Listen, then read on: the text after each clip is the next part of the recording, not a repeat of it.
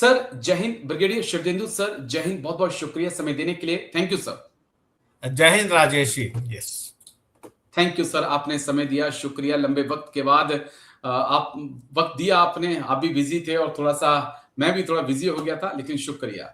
एक अग्निवीर भाई का मुझे फोन आता है और कहते हैं कि ब्रिगेडियर शिवतेंदु सर से हमारे 2-3 सवाल है, उनका थोड़ा हल पूछिएगा।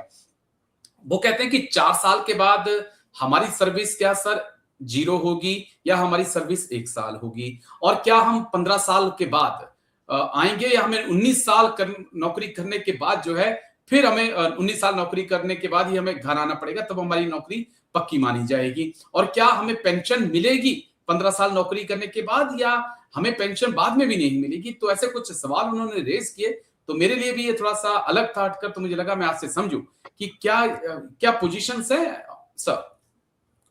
देखिए, जो पोजीशन आज की डेट में आपने अग्निवीर का सवाल उठाया बहुत ही पर्टिनेंट है और जायज है। जो अग्निवीर रेगुलर हो जाते हैं, मेरा मानना है कि उनकी ये 4 साल की सर्विस काउंट होगी आपके 15 ईयर्स में। जो आपकी पेंशनेबल सर्विस जिस पे आपने साइन किया वो 17 साल होती है, वो 17 साल में आपको मिलेगी। और उसके तहत ये जो पीरियड आपका अग्निवीर का वो भी उसमें काउंट होगा अगर आप रेगुलर हो जाते हैं।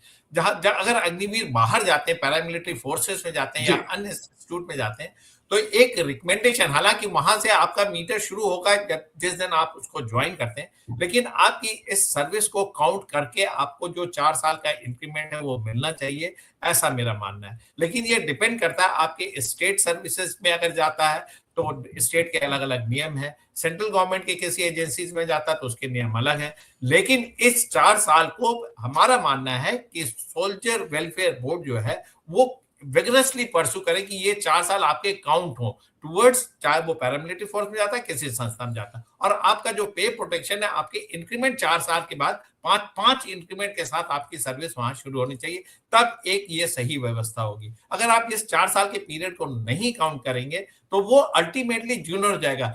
सपोज जी करिए एक जवान एक संस्था को ज्वाइन करता है 25 साल की उम्र में, और वहीं एक संस्था को एक फ्रेश आता है वो 20 साल में ज्वाइन करता है, और आपकी सर्विस उस समय शुरू होती है, तो आपको 5 साल का डिसएडवांटेज हो गया।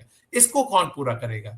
यही वजह है, इसी वजह से मैं बोलता हूँ कि आपकी ये 4 साल की सर्विस काउंट होनी चाहिए जब आप बाहर के ऑर्गेनाइजेशन को ज्वाइन करते हैं। ओके। जी एक सवाल उन्होंने कहा कि 15 करनी पड़ेगी या 19 साल नौकरी में करना पड़ेगी, और क्या पेंशन मिलेगी या तभी हमें खाली हाथ आना पड़ेगा सर। देखिए, पेंशनेबल सर्विस तो है, फॉर सोल्जर की पेंशनेबल सर्विस है। कई जगह भर्ती के समय देखा गया कि 17 साल में पेंशन मिली, किसी को 15 साल में मिली। इसको स्टैंडर्डाइज कर दिया हो गया होगा, मेरा ऐसा मानना है। लेकिन अगर अगर वो रेगुलर हुआ है तो डेफिनेटली 15 साल का अगर सर्विस क्राइटेरिया है तो 15 साल में उसकी सर्विस पेंशनेबल हो जाएगी। ये 19 साल का सवाल नहीं होगा, क्योंकि उसकी जो सर्विस है वो डे 1 से शुरू होगी, जब उसने ट्रेनिंग किया, उसके बाद से लेके 15 साल आप जोड़ लीजिए उसकी पेंशनेबल सर। 19 साल का सवाल नहीं होता, क्योंकि ये 2 तरीके के सिस्टम हो जाएंगे। अग्निवीर तो अब तो सारी भर्ती अग्निवीर की जी तरह होगी, तो 19 साल ना होगी, ये 15 साल होगा, ऐसा मैं समझता हूँ, ऐसा होना चाहिए। हाँ, क्योंकि 4 साल अगर काउंट नहीं होते हैं तो फिर 15 और करना पड़ेंगे, तो 4 साल, ये 19 साल नौकरी हो जाएगी। इसमें एक चीज बड़ी इंटरेस्टिंग और भी हो जाती है कि यंग तो आप जवान बना रहे हो, लेकिन जो आपके लीडर होंगे उनमें जो एनसीओ और जो हवलदार होंगे वो तो और बुरे होते जाएंगे, क्योंकि 4 साल लेट वो बनेंगे।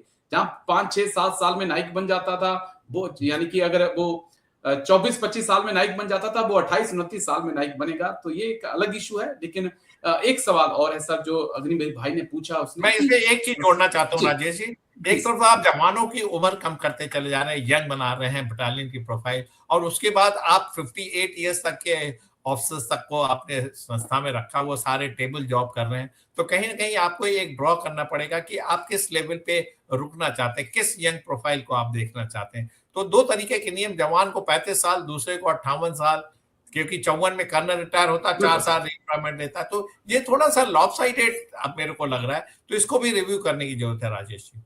जी सर, ये आपने एक अलग मुद्दा रखा है। मैं मुझे लगता है कि इसके ऊपर बैठेंगे, एक अलग से हम बातचीत करेंगे। बड़ा इंटरेस्टिंग है, इस पे शायद ही किसी ने बातचीत की हो और सोचा हो।